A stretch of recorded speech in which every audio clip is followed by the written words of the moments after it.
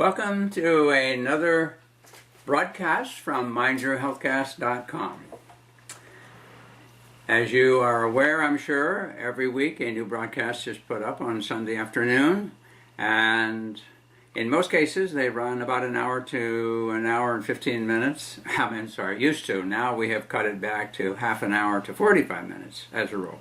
I understood that it was difficult sometimes for people to have the time to watch for an hour to hour and a half, so we did cut it back. I'm working toward keeping it at a half hour, but sometimes the subject is difficult to be able to develop in a half an hour. The one that I started last week, which was the broadcast related to the book, a review of the book by Dr. Paul Offit, MD, called Do You Believe in Magic? And subtitled The Sense and Nonsense of Alternative Medicine. He's written several books, and in the back on the flyleaf it says that he is the chief of the Division of Infectious Diseases and director of the Vaccine Education Center at the Children's Hospital of Philadelphia, as well as the acclaimed author of Autism's False Prophets and Vaccinated and Deadly Choices. From all that, you might gather that he is a big disagreeer of anything pretty much to do with what he refers to as alternative medicine, although he says there's no such thing as alternative medicine. Now, this is coming out of his book. He says that basically medicine that's scientific and works is medicine, and medicine that's not scientific and doesn't work, of course, is not medicine. So it makes no difference what it is if you have the scientific backing. However, within the book, he frequently, without offering any evidence, makes blatant, sweeping statements against alternative medicine and the various types of what are called alternative medicine. Now, I really agree with him in a sense that medicine is medicine. If it helps people, it's good. If it doesn't, it's bad. But if you took him literally, then a high percentage of the procedures that are done by regular medicine have had no, quote, scientific studies, especially in the field of surgery. And he would be condemning a lot of his own profession, although he seems to be a bit upset at his own profession in some ways, because at the prologue of the book, he talks about some of his own medical experiences and poo-poos some of the procedures that they use. But the one thing he's very definite on is that the vaccination is extremely important, so he gets into that heavily. And it's interesting the way he presents evidence, which is usually a broad sweeping statement, partially correct, leaving out pertinent details, and when it's all done, if you aren't paying attention, you possibly could be misled into thinking that, wow, this is a tremendous expose. For example, he says acupuncture has no validity at all. It doesn't work at all. Totally bogus. Now, the whole thing got started in this country. I'm just going to throw this in. We won't have time to go through everything he tosses out, but in this country, it was considered some kind of Chinese hocus pocus years and years ago. How could it possibly make a difference where you stuck a pin in somebody or a sharp object in terms of it affecting their health? Now, if it was if you stuck it in a major artery, of course, and you bled to death, then I guess it would have that effect. But that isn't what they did, of course. They used very small, what eventually became known as filiform needles, which were a very thin needle. Most of them had a wrapping on the head part of it, which gave you something to grip and to manipulate the needle with. And it's interesting because when President Nixon made his tour to China and really opened up relationships with the U.S. and China, he took along with him one or two of his own personal physicians, I guess in the event he might have a problem, number one, but number two, to observe what they were doing medically. Well, at any rate, he and his physician became amazed because his physician sat in on a surgery where a Chinese patient was having a lung removed, and they were given no anesthetic. Basically, they had a few acupuncture needles inserted and had some stimulation from a very small electrostimulator of those needles, and the person was lying on the table conscious, talking as much as he could, especially when they were working with his lungs, and sipping tea while the surgery took place. And of course what he observed is when they moved the knife through the tissue, the scalpel, to begin the surgery, the doctor was familiar with when you do that, you're going to see suddenly all this blood appear. Well, what he noticed was when they cut through the more superficial tissue, the skin and the outer layers of tissue, that there was just a very slight trickle of blood. And as they cut deeper, there was very little bleeding related to the surgery. And anyhow, he was in no pain, and he, as I say, was conversant and conscious, and they completed the removal of a I'm not sure if it would now, if it was a cancerous, but some type of damaged lung that they felt needed to be removed. And they sutured him back up, and he was able to be wheeled out with no intensive care recovery or anything, and he recovered fine. And so the surgeon was amazed that they were able to carry this off without using any type of an anesthetic.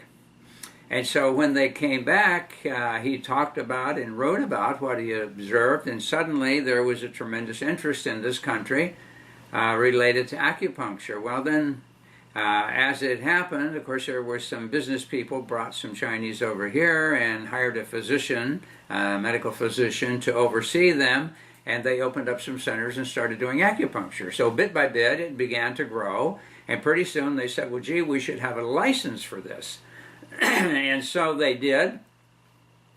State by state, they started applying for licenses. They formed professional associations, you know, the whole bit. And pretty soon it took off and was going like wildfire, so to speak.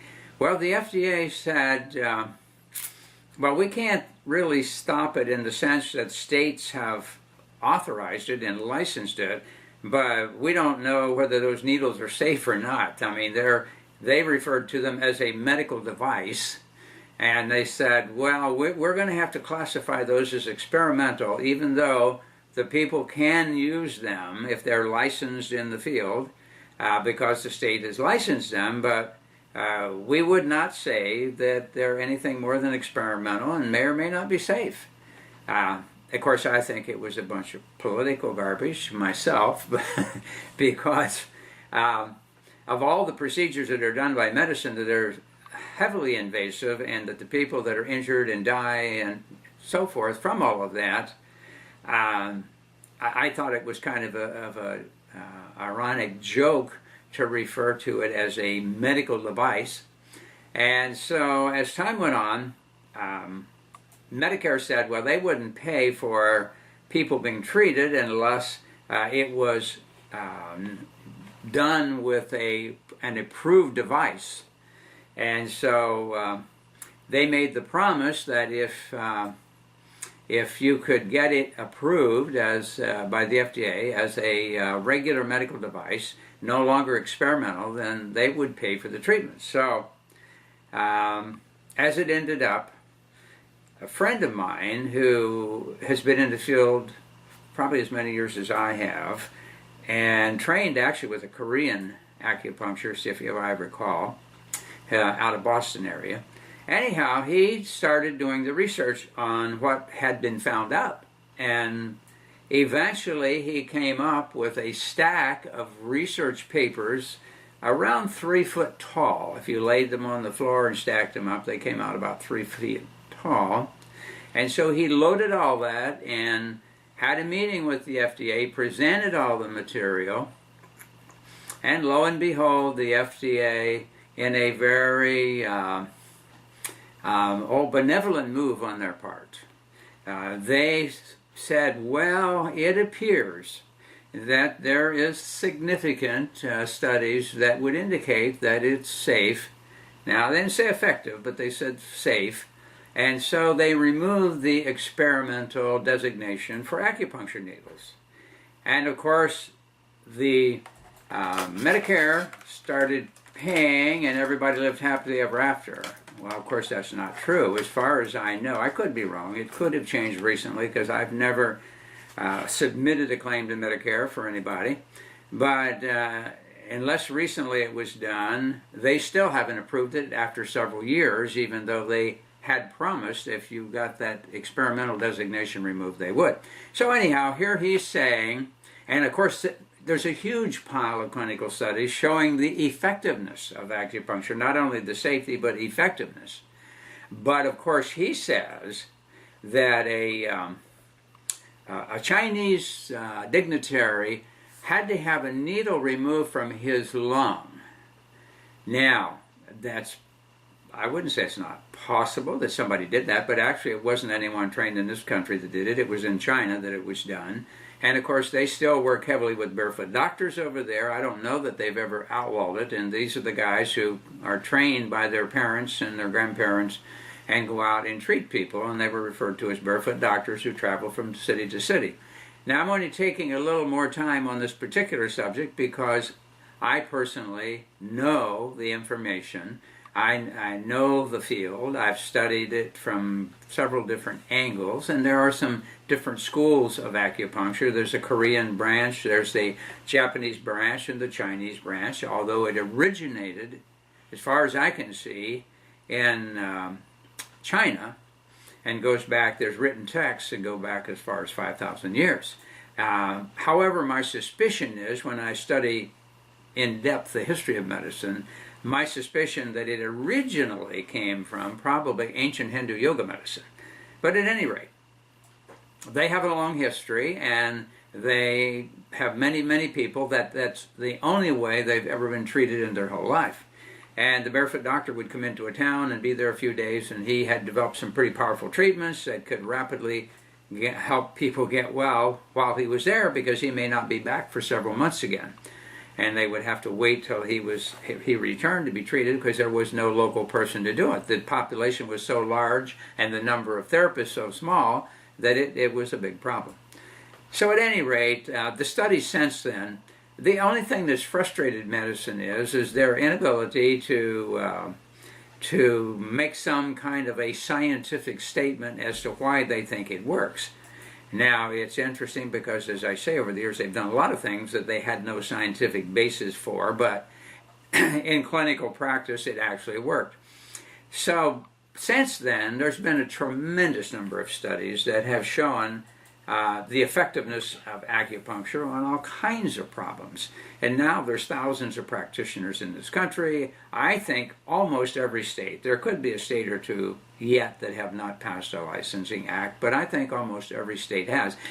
In fact, acupuncture grew faster than any other profession in terms of spreading across the country and gaining licensure in all the states.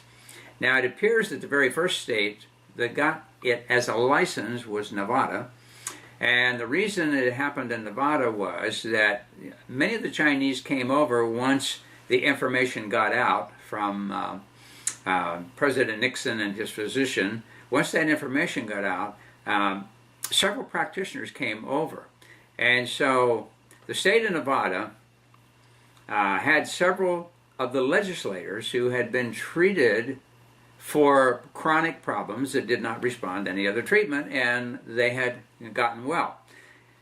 And so they sponsored a bill to license it in Nevada, and of course there was tremendous opposition, but it didn't make any difference what the doctors said. They personally knew that it was effective and it worked for them, and so they pushed it through anyhow. So the lobbyists, there's one case where the lobbyists were ineffective in stopping it, and it went through, and so that became the first state. Then I'm not positive, but I'm thinking maybe California became the second state.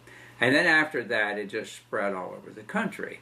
And I dare say almost every state now recognizes it, and some to a very broad extent, such as Florida and California and Arkansas, West Virginia. There's several states that I know of that it's very broad, meaning they now have a degree that's really a doctor of Oriental medicine. And I had one of the early degrees way back before there were hardly any schools. In fact, I had one out of Mexico. It was a Doctor of Traditional Acupuncture, which was called DAC. And then later I had a DOM, which is a Doctor of Oriental Medicine, and an OMD, which is Oriental Medical Doctor. So it's growing now, and they've kind of standardized and settling on a certain approach to the degree programs. They have a National Accrediting Commission that's been recognized by the U.S. Office of Education. So, you know, it's gone through all the hoops now of becoming a recognized profession. But yet, in one sweeping statement, Dr. Paul Offit says, totally bunk, doesn't do anything. And he uses the same approach to homeopathy. He says, everybody, you know, all the medical people know it doesn't work. Well, that's not quite true because a lot of medical doctors do it. But what he's either, and see, here's where the question comes to my mind. I know he's no dumbbell.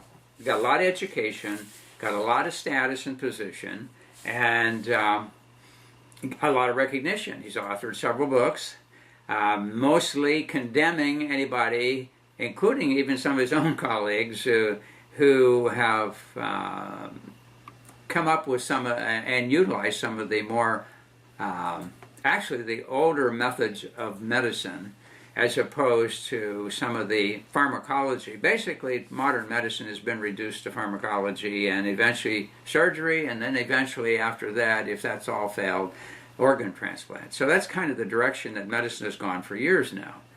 But at any rate, homeopathy, in one sweeping statement, there's no evidence.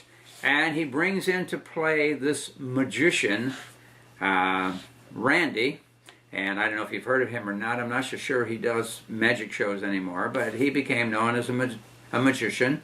And he quotes Randy, who as far as I know has had no scientific training, of trying to debunk what they call. He said, well, there's probably some sleight of hand, and so Randy could probably find it.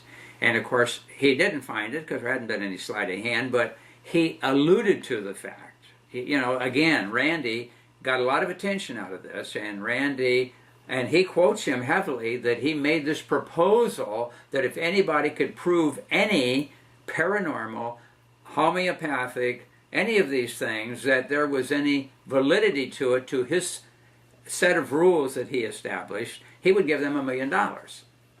And so in here, Paul Offit said no one has ever taken him up on it, which is inaccurate.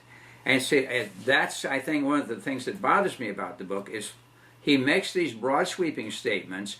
I know different, and the evidence is out there for anybody who really wants to look into it. And so why would he do that? He's either ignorant of those particular areas, or he's lying. I hate to say that, but if he's misquoted the facts and puts it in writing, he, as I say, he's either ignorant or he is lying.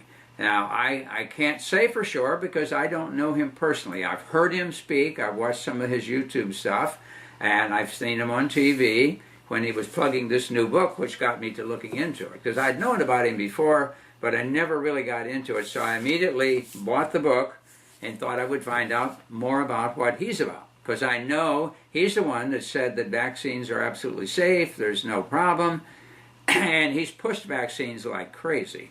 And he was quoted as saying that you could give a child 10,000 vaccinations, it wouldn't be no problem whatsoever.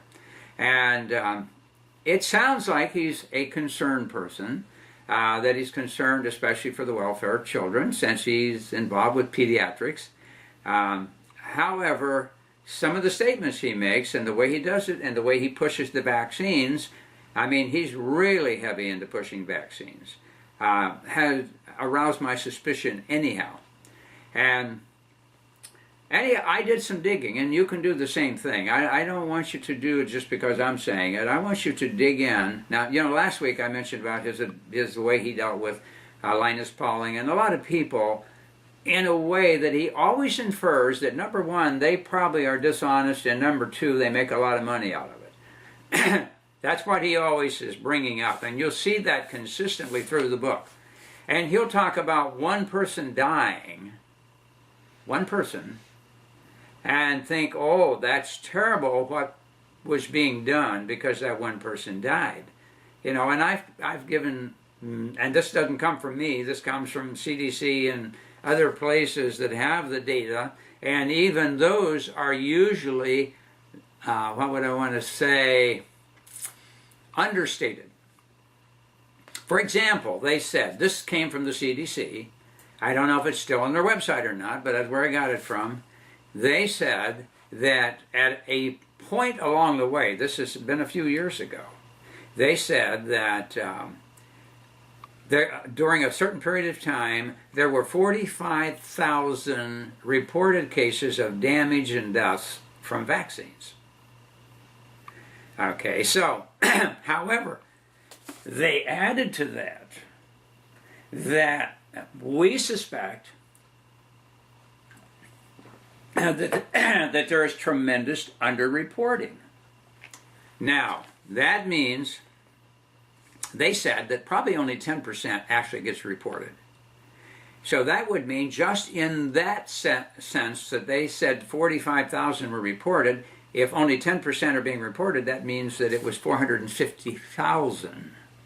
And that goes better with the vaccination injury program that is in Washington, D.C., meaning that there's a court there that if you think that your child or whoever was damaged or died from a vaccine, you can only go there to that court, and you then have to prove your case. Now, right now, about $1 billion has been paid out for damage from vaccines and or deaths where they actually were able to prove it. Now, that's not a jury trial. That's a judge, or actually more like a referee type judge, that handles that court. So there's no jury, and there's a cap on the awards. So, I mean, if it were in a regular court of law and they proved their case, it would have been much, much higher than the $1 billion about that's been paid out. But there's thousands of cases pending still. Now, the big thing about it is, as he argues, they're perfectly safe. You could take 10,000 of them, no problem. The pharmaceutical companies who make the vaccines, way back, went to the government and said, you really need to make these required. Because, we are worried about the kids, and we need these vaccines out there, and not everybody's taking advantage of them. So you need to pressure that everybody take them. Okay, so bit by bit that started happening. A lot of states were trying to make it mandatory, and some did. And some, in fact, probably all have made it mandatory, but gave certain exemptions. Okay, so sure enough, all these states are pushing for all these people to be vaccinated. Now, the interesting thing was that then, not too long down the road, they go back to the federal government and say, well, we would like you to pass a law that makes us exempt from liability from the vaccines. That they can't sue us. And so they passed this exemption that gave the manufacturers of vaccines protection, so that you had to take your case to this federal court, which they established, which was the U.S. Court of Claims in Washington, D.C. Now, right away, in my mind, I'm thinking, okay, if you are so convinced that they're absolutely safe, why do you want exemption from liability? If I did something that I was absolutely convinced that it would not be harmful to anybody, why would I be worried about being protected by law that I couldn't be sued if they were? Now, I want you to think about that. Seems to be a major contradiction. Anyhow, I wondered about this gentleman, Paul, and still have not concluded whether he's just really ignorant or whether he's just blatantly lying. In some of the cases, it seems that way because there's no way I can believe he knows about it without knowing the whole story, and yet turns around and makes a blatant statement, or like a wide, broad, sweeping statement, and expects that whoever reads the book on his say-so, that it'll be okay. Then, he takes this attack on vitamins. He keeps talking about multivitamins, especially what he called megadose multivitamins. Okay, so the cases he quoted are done with, it's contradictory. I'm having trouble seeing how he's even saying that. One of the major pharmaceuticals has just recently been advertising that after an extensive study using their synthetic vitamins, that people actually improved and it would extend their life. Now that's what they're saying in a national TV ad. He's saying that these multivitamins, you shouldn't take them. They could cause all kind of problems. They could shorten your life, and blah, blah, blah. He goes through all this stuff. So, I have great difficulty with his veracity, period, as I say, whether out of ignorance or whether deliberate. Now, I did do a big search, and I'm challenging you to do the same thing. Just don't take it because I've said it. You go search it out. I just did some Googling and some research, and I found that there's a lot of questions about his veracity and his motives. Looking at one of the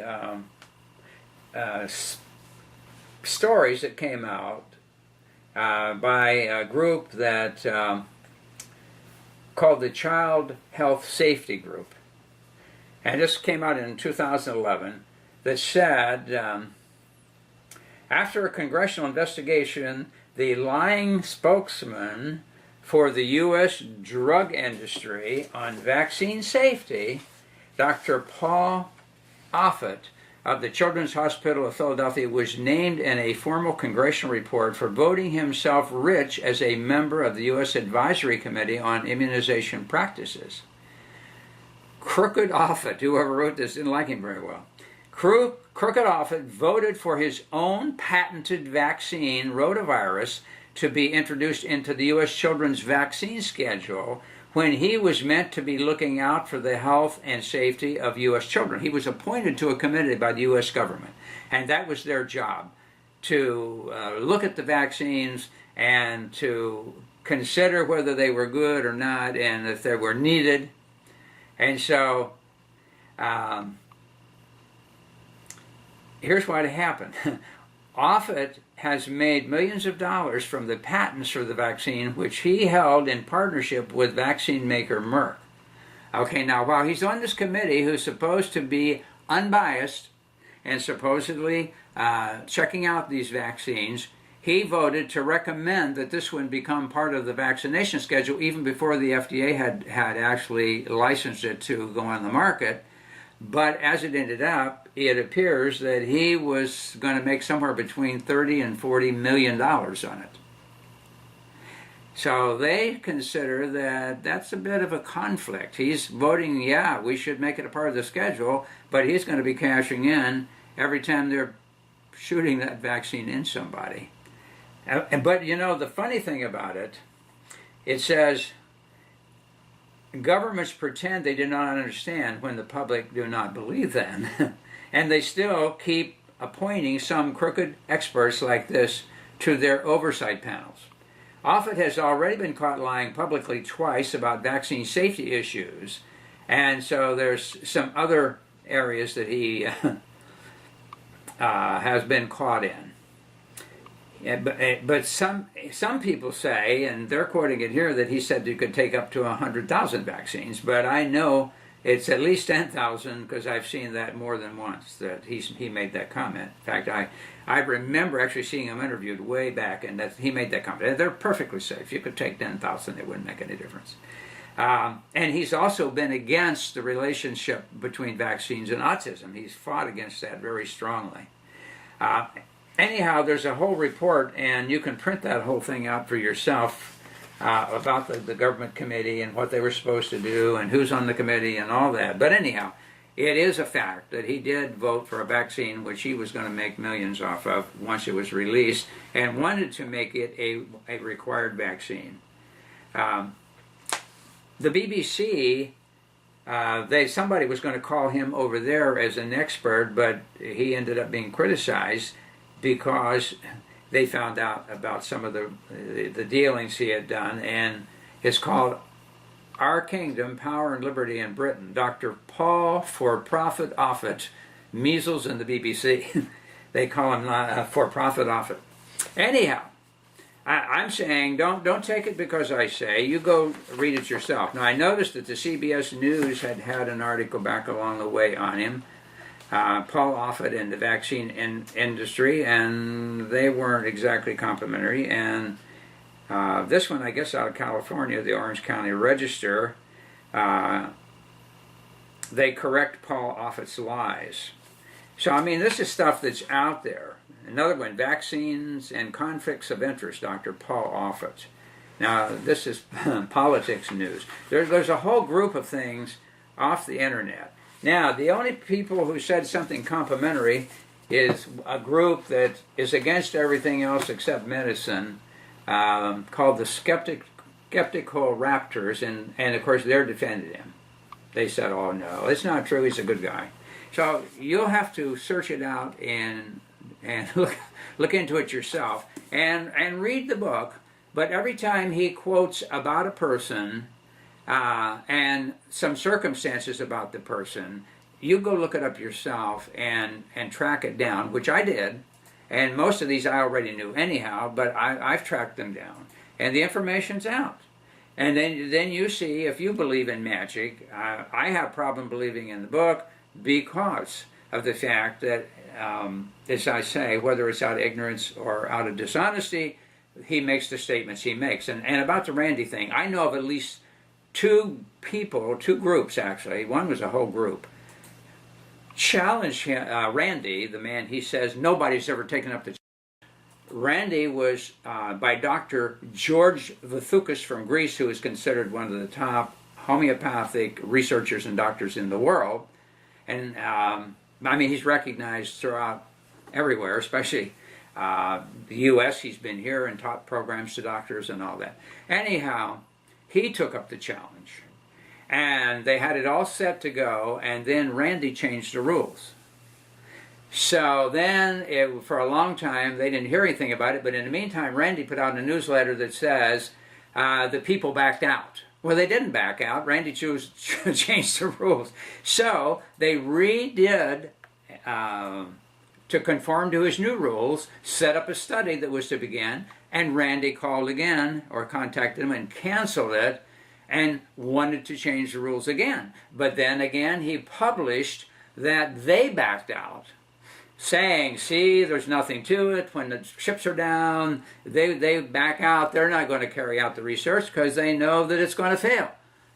And so there's no way he's ever going to pay out the $1 million, because if he keeps changing the rules and won't go by his own guidelines, certainly nobody's going to be able to prove anything. I know another group that put together all the stuff and presented to him. They never even heard back from him. So he's all big fluff also. And to me, it's a joke. He was getting a lot of press out of this whole thing about him helping the doctors debunk alternative medicine. And so he quotes him in here, as I say, and his statement is, no one has ever taken up the challenge, and I know too, so I know it's a lie. So he's either lying or he's just ignorant and never bothered to really get the facts. He just shoots from the hip on his book. So you read it, you look up everyone, Linus Pauling, Dr. Wakefield that I mentioned last week, and all these people, you look them up and see whether there's any research. I don't even have time to give you all the research. I would say that Dr. Luc Montagnier, the doctor from France who was supposedly the co-founder of finding the HIV virus and became very wealthy, him and Dr. Galen, can't even think of his name now. I'm sorry. In this country, the two of those became very wealthy, and of course that's what Offit keeps saying. Well, they made money off this. They made money off this. Not as much as his 40 million or 30 million he walked away from with this vaccine. But anyhow, what happened is that Luc Montagnier now has been doing a lot of research and recently published material that said, oh, I can see now that there is a scientific basis for how homeopathy could work. Because everybody said, oh, there's no scientific basis, couldn't possibly work. There's a lot of research on that. In this country, there was actually a cancer study done with the MD Anderson, and I have a copy that was published in the International Journal of Oncology, where homeopathic versus chemotherapy, the homeopathics were equal to or better with no adverse effects. But of course, you're not going to hear about it. It was published in that journal, and I have a copy of the actual research article that came out of MD Anderson in Texas. Anyhow, they're saying, no, it's all fake, fraud, there's nothing to it. You look it up, you make your own decision. Anyhow, we've expended our time, so we'll be looking forward to seeing you next week with some new, exciting, provocative, challenging information, and hopefully you're going to follow through and look it up for yourself. Remember, mindyourhealthcast.com is our website, and you can also link from that to our alternative health and prevention. And otherwise, you have a good week and be healthy.